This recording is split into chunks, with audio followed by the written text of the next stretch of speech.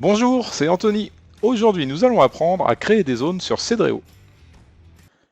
Lorsque nous sommes dans l'étape revêtement, nous avons la possibilité d'utiliser un outil qui va nous permettre de délimiter des nouveaux espaces pour personnaliser nos revêtements.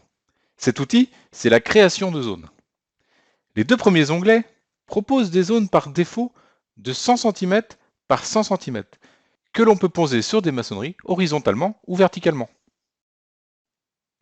Les deux derniers proposent des bandes horizontales ou verticales, par défaut de 20 cm de hauteur, qui s'étendent sur l'ensemble de la façade.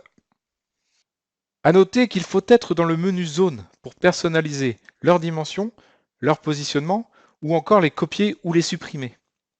Quitter zone doit alors apparaître dans le menu en haut à gauche. Maintenant, pratiquons.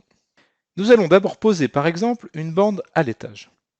Pour cela, nous allons donc sélectionner le troisième onglet et ensuite venir cliquer sur la façade. Une fois que cette dernière bande est posée, nous pouvons en ajuster la hauteur dans la colonne de droite. Nous allons ensuite créer des encadrements d'ouvrants pour le rez-de-chaussée, grâce à l'autre modèle de zone. Nous allons le sélectionner, puis le poser sur la façade, et nous allons personnaliser sa hauteur, puis sa largeur, toujours dans la colonne de droite. À noter que la zone s'adapte aux ouvrants et à la hauteur des murs. Elle ne dépassera pas, ici, par exemple, le rez-de-chaussée. Pour déplacer vos zones, ensuite, nous pouvons utiliser la souris ou les flèches du clavier.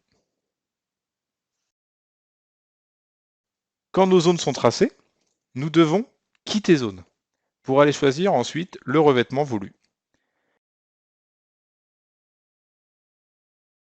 À noter que si vous souhaitez le même revêtement pour toutes vos zones, vous pourrez utiliser l'option Application globale.